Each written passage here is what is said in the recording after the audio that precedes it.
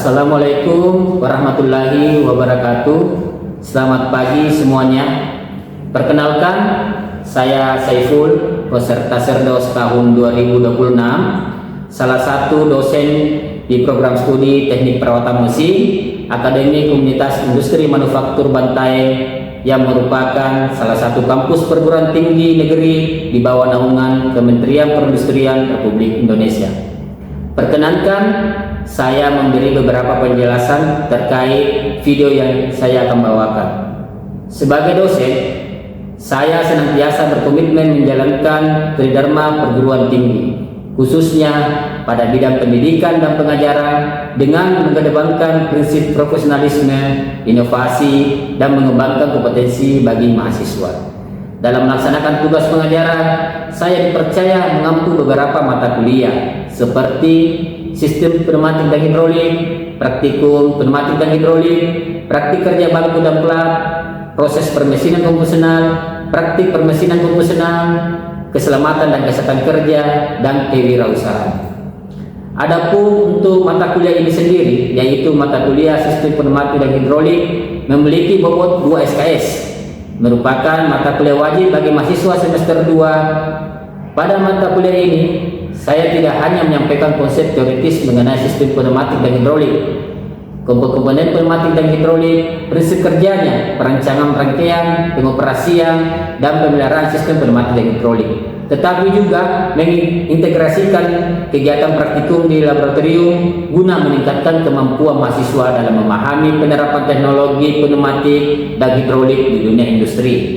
Adapun kemampuan yang diharapkan dari mata kuliah ini adalah mahasiswa mampu menjelaskan prinsip dasar sistem pneumatik dan hidrolik, mahasiswa mampu menjelaskan prinsip kerja sistem pengolahan udara bertekan dan katup kontrol, mahasiswa mampu menjelaskan gaya, daya, dan perhitungan sistem hidrolik, mahasiswa mampu menjelaskan komponen-komponen pada sistem pneumatik, mahasiswa mampu merancang dan mensimulasikan sistem pneumatik dan hidrolik dengan menggunakan software fluid sim, dan terakhir, mahasiswa mampu menjelaskan cara perawatan dan perbaikan sistem pneumatik. Adapun bahan kajian dalam perkuliahan ini adalah: yang pertama, konsep dasar sistem pneumatik dan hidrolik; yang kedua, sistem pengolahan udara bertekan dan katup kontrol; yang ketiga, analisis gaya dan daya serta perhitungan sistem hidrolik; yang keempat, komponen-komponen sistem pneumatik dan hidrolik; yang kelima, perancangan dan simulasi sistem pneumatik dan hidrolik menggunakan software fluid sim; yang keenam, perawatan dan perbaikan sistem pneumatik dan hidrolik; dan ketujuh, penerapan sistem hidrolik di industri. Kemudian, sistem pembelajaran pada mata kuliah ini adalah sistem tatap muka atau bertemu langsung di kelas dengan menggunakan metode sinkronus. Kemudian, metode pembelajaran yang kami terapkan berupa ceramah interaktif, diskusi dalam kelas, pemberian kuis, dan demonstrasi video. Adapun sistem penilaian yang kami terapkan pada perkuliahan ini memiliki bobot masing-masing yang akan kami konversi sebagai nilai akhir pada penghujung mata kuliah. Di antaranya, kuis memiliki bobot 10%, tugas dengan bobot 15%, ujian tengah semester dengan bobot 35%, ujian akhir semester dengan bobot 40%.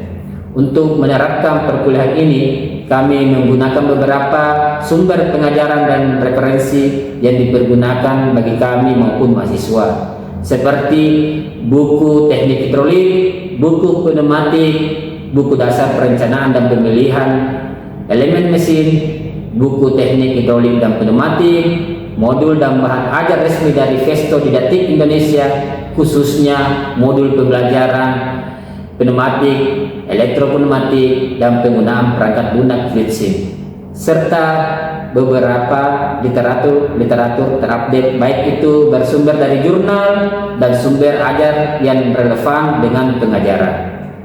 Mata kuliah ini sendiri kami ampu secara tim teaching, yaitu saya sendiri, salah satu dosen pengampunya, kemudian ditemani oleh Bapak Robert M. Raklalan, STMT. Berikut akan kami tampilkan cuplikan video pengajaran kami di kelas. Bismillahirrahmanirrahim. Assalamualaikum warahmatullahi wabarakatuh. Waalaikumsalam warahmatullahi wabarakatuh. Gimana kabarnya adik-adik ini semua? Baik, Pak. Alhamdulillah, kita berjumpa lagi. Terakhir kita bertemu di semester 1 ya. Iya, Pak. Mata kuliah praktik dan teorinya. Jadi di semester 2 ini kita bertemu lagi di mata kuliah pneumatik dan hidrolik. Ya. Jadi sebelum kita mulai perkuliahan, langkah baiknya kita berdoa dulu supaya sistem pembelajaran kita apa yang saya ilmu yang saya berikan bisa ada yang diterima. Ya, jadi siapa yang bisa bikin doa? Yes. Baik, untuk memulai pembelajaran kita pada hari ini, lebih baik kita berdoa menurut agama dan keyakinan kita masing-masing. Berdoa mulai.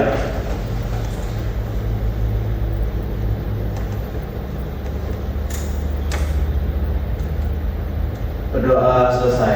Terima kasih ya. Oke.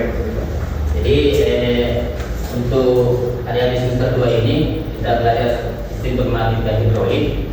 Jadi pertemuan pertama di mana pertemuan 1 sampai 8 itu diambil atau diampu oleh Pak Robert, dan untuk pertemuan ke 9 sampai 16 itu diampu saya sendiri ya. Sudah saya perkenalkan diri karena ada yang sudah tahu ya nama saya ya. Jadi saya dengan Pak Robert itu tim teaching ya, jadi itu ya. Nah, terus untuk sebelum masuk perkuliahan saya mau kasih apa, kalian sudah hadir semuanya? Semua ya, alhamdulillah ya. Jadi saya mau review sedikit yang pernah disampaikan sama Pak Robert ya. Karena pneumatik dan hidrolik ini mempunyai kemiripan dan ada pun juga perbedaan, walaupun perbedaannya tidak terlalu jauh ya. Jadi sebelum saya masuk ke pelajaran, saya mau review. Ada yang bisa jelaskan perbedaan pneumatik dan hidrolik ya? Ya, silakan sama. Izin menjawab, nama saya Emilio Dasjandra, 25 TPM 301. Perbedaannya yaitu sistem pneumatik menggunakan udara sebagai media kerja, sedangkan sistem hidrolik menggunakan fluida cair dan oli sebagai media kerja. Oke, terima kasih ya.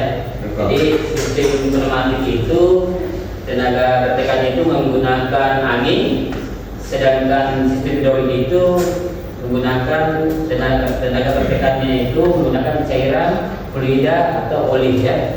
Jadi perbedaannya itu, dan ada perbedaan yang lebih menonton lagi, yaitu pneumatik itu cuma bisa menghasilkan 7 tekanan itu sebesar 7 bar ya, paling tinggi itu paling maksimalnya itu 10 bar ya.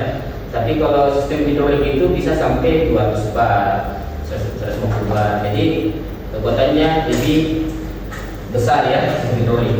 Nah, di sini sebelum saya ke materi intinya. Jadi sistem pneumatik itu tidak jauh beda komponen dengan sistem hidrolik. Ya, di pneumatik itu ada namanya valve, ada namanya pompa, ada aktuator. Di hidrolik pun demikian. Ada namanya pompa, valve, aktuator maupun anginnya ya. Artinya ini pompanya itu sumber tekanannya. Ya, terus untuk pertemuan hari ini kita membahas komponen-komponen pada sistem hidrolik ya. Ya, jadi komponen-komponen sistem hidrolik itu secara umum itu ada 4 ya. Jadi yang pertama itu komponen sumber tenaga, yang kedua komponen pengatur atau pengendali, dan komponen yang ketiga itu adalah aktuator, dan komponen keempat itu adalah pendukung atau proteksi. Nah, kita bahas satu persatu ya. Jadi saya bahas dulu komponen sumber tenaga apa aja yang kita bahas di sana. Yang dimana komponen sumber tenaga itu kita mempelajari tentang tangki hidrolik ya, atau biasa disebut reservoir. Jadi tangki hidrolik ini berfungsi sebagai tempat penyimpanan fluida atau hidrolik. Nah, terus fluida di sini dimaksud ini oli ya. Nah, oli itu memiliki viskositas. Nah, pasti anak mesin pasti tahu ya, namanya ada pasti tahu apa itu viskositas. Tapi bisa jawab ya, apa arti viskositas itu? Ayo. Oke, silakan. Viskositas adalah suatu kekekalan fluida cair atau gas. Ya, oke, baik. Jadi saya sempurnakan Jadi viskositas itu ya kekentalan suatu cairan atau yang paling umumnya itu oli ya. Jadi oli itu memiliki sifat viskositas atau kekentalannya. Jadi masing-masing itu ada sifat kekentalannya. Ada jenis kekentalan itu ada yang kental sekali, ada yang agak lumayan kental. Jadi ada SAE-nya namanya ya, ada standarnya itu. Itu standar yang dibuat oleh Eropa, SAE. Makanya itu kalau di motor ada itu biasa itu ada memang pelumasnya itu ya Yamaha, ada Honda. Nah, seperti demikian juga dengan oli ya. Ya kegunaannya itu sesuai dengan penggunaan motornya masing-masing. Nah, terus di sini tangki ini, di sini adalah tempat penyimpanan oli ya. Jadi tempat penyimpanan oli. Nah, terus di bagiannya ada sekat, ada saringan, ada indikator dan lubang pengisian. Terus ada pompa. Pompa ini ya namanya pompa, yaitu mengubah energi mekanik atau dari motor bergerak menjadi energi hidrolik, artinya energi tenagannya. Jadi yang menghasilkan tekanan itu ya dari pompa. Nah itu ya, jadi menghasilkan tekanan itu yang geser fluida atau yang displacement atau pergeseran fluida itu ya pompa. Nah itu ya, jadi sudah jelas bahwasanya yang buat aliran ini yang mengalir ini pompa, gitu ya. Terus ada motor penggerak.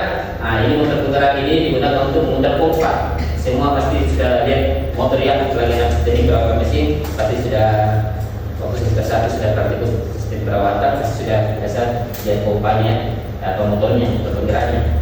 Nah, biasa kalau ada yang punya mainan kecil itu dinamonya itu, nah itu sama yang motornya itu, ya. Itu sudah biasanya.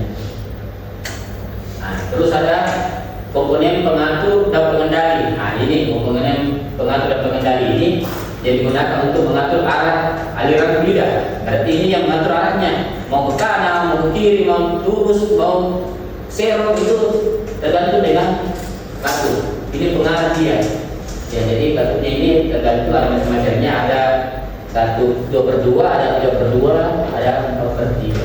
Jadi penggunaan katutnya itu tergantung kebutuhan para pengguna atau konsumennya. Terus untuk katut pengatur tekanan ada juga pengatur pressure control valve, ada juga yang berfungsi untuk menjaga tekanan sistem agar tidak melebihi batas aman. Ya, jadi ada memang pressure ini, pressurenya ini yang mengatur. Kalau ada tekanan yang berlebihan. Nah ini ada relief valve, ada pressure valve, ada sequence valve, ada pressure reduction valve. Jadi ada 4 macam ini. Terus untuk komponen pengatur lain itu ada katut pengatur aliran atau flow control valve. Nah ini mengatur aliran. Jadi aliran fluida itu bisa kita atur dengan flow control. Jadi besarnya tekanan itu kita bisa atur dari flow control. Itu ya. Untuk selanjutnya untuk silinder hidrolik ya, ini silinder hidrolik ini berfungsi mengubah energi hidrolik menjadi energi gerak lurus. Jadi sistem silinder hidrolik ini yang akhirnya dari proses dari sistem hidrolik. Jadi dia itu yang awalnya itu energi listrik ya. Energi listrik itu artinya sumbernya itu pompa itu dilimpahkan oleh listrik terus menjadi energi tadi melalui proses sistem hidrolik. Yang pengunjungnya itu yang aksi dari prosesnya semua itu diakhiri oleh aktuator. Nah, ini aktuator ada 2 macam ya. Ada aktuator ganda, ada yang tunggal ya.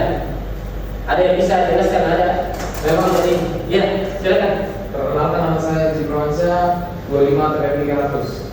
Ya. Silinder tunggal adalah silinder yang menggunakan tekanan fluida untuk menggerakkan suatu piston dengan sumbernya di satu sisi dari piston. Sedangkan silinder ganda, silinder yang menggunakan tekanan 2 sisi pada piston untuk menggerakkan suatu piston. Oke, baik, terima kasih ya. Jadi di silinder aktuator ini ada biasa disebut juga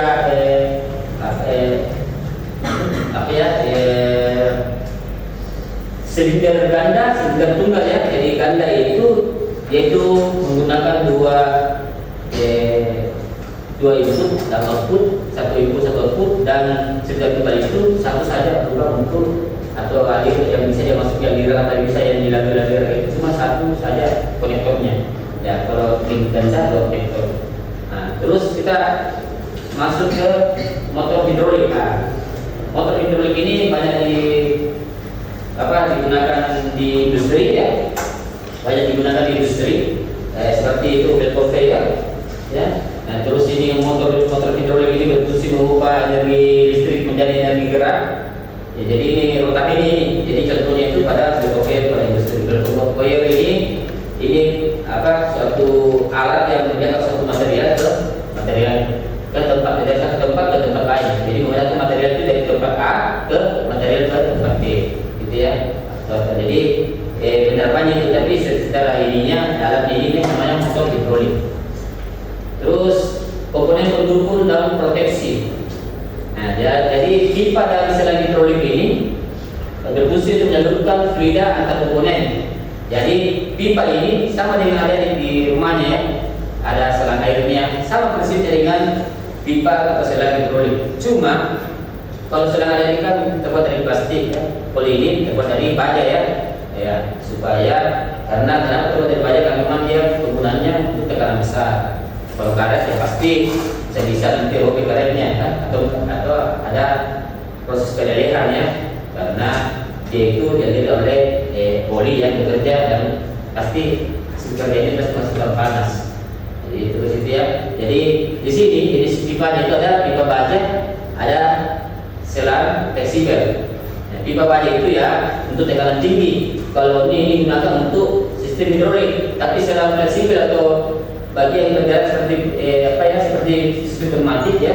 Nah, pneumatik itu pakai selang dia karena untuk tekanan rendah. Ya, terus pipa ini mempunyai ciri khas itu harus menahan tekanan kerja. Nah, terus juga suhunya juga, dan terakhir getaran. Jadi semua itu yang harus dimiliki, sifat yang harus dimiliki dari pipa ini ya, harus memiliki kekuatan kerja yang kuat. Terus suhunya juga bisa kita backup dengan namanya oil cooler ya. Terus juga getaran ini tidak lepas dari permesinan. Sebuah mesin itu pasti bergetar. Nah, di sini kita bisa ketahui bagaimana perawatan dan perbaikannya dengan menggunakan alat namanya vibrometer. Nah, ini berhubungan dengan getarannya. Nah, terus ini komponen pendukung proteksi yaitu filter hidrolik ya. Nah, filter hidrolik di sini mempunyai fungsi sebagai penyaring kotoran dalam fluida agar mencegah kerusakan komponen. Jadi filter ini sebagai penyaring. Nah, jadi kalau filternya lagi kotor itu harus ada perawatannya atau ada perawatan. Nanti perawatannya tidak sesuai dengan SOP-nya. Jadi dibersihkan perawatannya untuk mencegah dengan cepat dibersihkan, karena kalau tidak dibersihkan maka mengurangi kinerja dari sistem hidroliknya. Ya, itu dari filter. Nah, terus juga bisa umur mesin itu juga pendek ya. Ya, jadi sistemnya itu dia itu bekerja itu secara tidak seperti yang biasanya. Artinya ada penurunan. Nah, terus letak filter ini pada jalur pisah. Nah, terus dua jalur tekan dan jalur balik. Jadi ya filter ya, pasti ada yang tahu ya, di mana-mana pasti filter itu penyaring ya, atau ya kayak ada contohnya buat dia pastikan ampasnya disaring dulu ya supaya bisa teknik bisa minum ya. Sama dengan halnya juga di sini di sistem hidrolik ini kita saring supaya tidak ada kotoran, karena sistem hidrolik itu sangat anti dengan namanya kotoran ya, karena dapat mengurangi kinerja dari sistem hidrolik tersebut. Nah, kinerjanya apa? Ya, kinerjanya tidak sesuai dengan diharapkan. Anggaplah yang kinerjanya kita harapkan 50 bar, karena kurang bagus filternya agak kotor ya pasti berkurang. Nah, sampai 50 bar, paling sekitar 30 bar, karena ada penyumbatan, gitu ya. Nah, terus pendingin oil cooler. Jadi biasa digunakan itu alat ini digunakan untuk menjaga suhu dari apa ya, oli ya. Jadi suhu oli ini dijaga untuk agar oli itu tidak panas ya. Nah, terus yang terakhir seal dan packing kan. Seal ini adalah dia ini penahan dari konektor. Jadi antara selang dengan konektor ini itu dibatasi oleh seal supaya tidak ada kebocoran. Ini mencegah kebocoran fluida baik itu masuk atau keluarnya fluida, atau sebaliknya di pneumatik itu mencegah terjadi kebocoran udara atau angin. Nah, jadi sebelum saya akhiri perkuliahan ini, ada yang mau bertanya? Ada yang kurang paham? Saya mau tanya. Ya, silakan. Nama saya Diana Resmi. Ya. KPM 25, KPM 95. Apa dampaknya kalau misalnya filter hidroliknya itu kotor, Pak? Ya, seperti saya bahasakan tadi ya, jika filter hidrolik ini tersumbat atau kotor, maka proses pekerjaan atau sistem hidrolik itu akan terhambat ya. Artinya terhambat ini bukan tidak bekerja, tapi mengurangi kinerjanya. Artinya bisa dari 50 bar kita harapkan ya ternyata yang bekerja 30 bar. Pak, bisa diketahui itu Pak ya barnya? Bisa diketahui dengan apa ya? Yang alat untuk yang apa? Barometernya itu kita bisa lihat di situ ya. Jadi situ kita bisa lihat bahwasanya oh ini pekerjaan ini, karena ini sekian bisa kita lihat. Ya, jadi itu ya saya bisa jawab ya. Terus ada yang lain? Ada yang bertanyakan sebelum ini?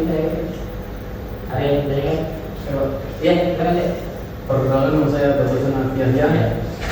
25 TPM 294. Ya. Izin bertanya, seal di dalam sistem hidrolik terbuat dari karet. Ya. Apakah seal tersebut tidak meleleh? Terima kasih. Oh ya, jadi seal ya, kita ada yang bertanya kenapa seal itu tidak leleh padahal dia diiringi oleh oil atau oli yang panas. Jadi begini ya, saya sedikit pertegaskan juga bahwasanya itu seal ini terbuat dari karet ya. Ya supaya kenapa antara konektor PC dengan PC itu bisa dihambat dengan seal supaya PC itu kebocoran itu tidak keluar dari sela itu. Nah, terus kenapa? Apakah seal itu tidak meleleh Pak dialiri oleh panas ini? Jadi oli itu deh, memang dia itu panas.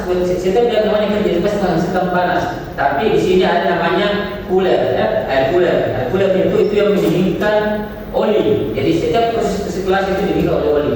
Terus ada yang ini ya, sudah jelas ya kan? Ya. Terus ada yang tanya lagi? Ya, silakan.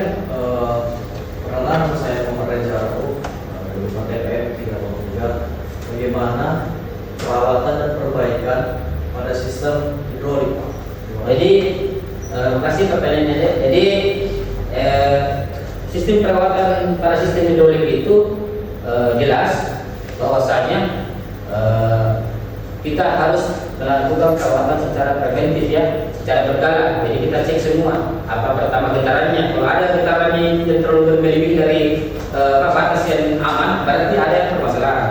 Terus karena contohnya sesuatu yang tersumbat itu pasti memiliki getaran yang tinggi. Nah, kita harus cek. Ceknya pakai apa ya? Filtration meter seperti yang saya bahasakan tadi, filtration meter. Terus yang kedua namanya kita apalagi dari tulisannya teknik perawatan mesin.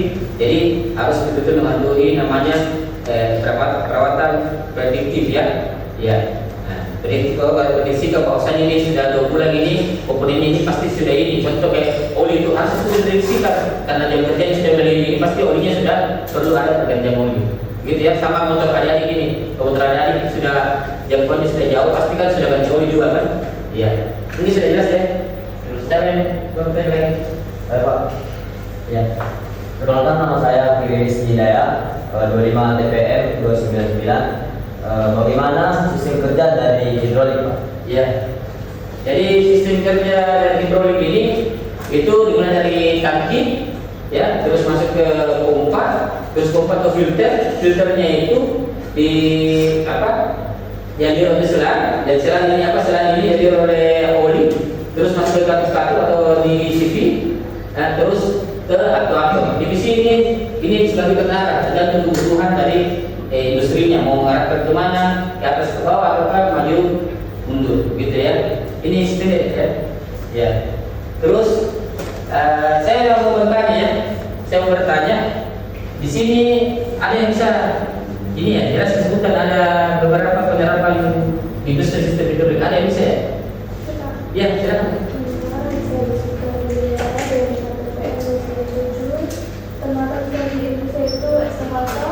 Ya. Oke, ya jadi sudah sampai namanya bahwasanya sistem penerapan sistem hidrolik itu di industri itu ya contohnya eskavator, conveyor dan forklift ya. Oke, mungkin hanya itu yang bisa sampaikan ya. Semoga apa yang disampaikan bisa masuk dan bisa diaplikasikan nanti ke depannya kalau adik-adik ini sudah selesai di pembantu lain ya. Ya, terus sebagai akhir perkuliahan saya mau berikan tugas ya. Tugas ini dikumpul untuk ini tugas mandiri ya, dikumpul nanti di pertemuan selanjutnya ya. Jadi ada tugas mandiri perorangan, ada perorangan terus ada tugas per kelompok ya. Nah ini harus dikumpul untuk adik-adik ke depan. Nah iya, jadi nanti saya kirimkan ini seperti ini filenya, nanti dikerjakan dan dikumpul pertemuan selanjutnya. Ya, nanti kita diskusi lagi tentang kebutuhan pemandi. Mungkin hanya itu yang bisa saya sampaikan ya. Ya, ada yang mau tanya lagi tadi ya. Jadi akhir dari perkuliahan ini, di sini saya kasih bahasan jangan takut pada tekanan hidup. Tekanan itulah yang memungkinkanmu untuk mengangkat beban yang lebih berat dari yang pernah kamu bayangkan. Artinya jangan takut dengan tekanan ya, jangan takut dengan pressure ya. Karena tekanan itu nanti akan membentuk menjadi mahasiswa yang hebat ya. Mungkin hanya itu yang bisa saya sampaikan ya. Mohon maaf jika ada kata yang kurang berkenan di adik ya. Ya, sampai bertemu lagi di pertemuan selanjutnya. Ya, jadi akhir kata wabillahi taufiq wal hidayah. Assalamualaikum warahmatullahi wabarakatuh. Waalaikumsalam warahmatullahi wabarakatuh. Demikian tadi video pengajaran yang kami tampilkan sebagai bentuk refleksi dan pertanggungjawaban atas pelaksanaan tugas dan pengabdian saya sebagai dosen dalam bidang pendidikan dan pengajaran.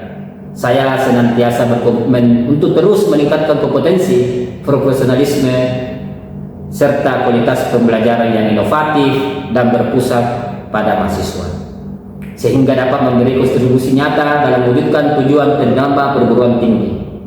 Dengan semangat pembelajaran sepanjang hayat, saya akan terus mengembangkan diri dan berupaya memberi layanan pendidikan terbaik bagi mahasiswa, institusi, dan masyarakat luas. Izin sedikit ada motivasi untuk teman-teman dosen di seluruh pelosok Indonesia, yaitu dosen yang hebat bukanlah yang membuat mahasiswa bergantung kepadanya, tetapi yang mampu menjadikan mahasiswa mandiri, kreatif, dan siap menghadapi masa depan. Sekian dari saya. Terima kasih banyak atas perhatiannya. Mohon maaf jika ada khilafan. Wabillahi taufiq wal hidayah. Wassalamualaikum warahmatullahi wabarakatuh.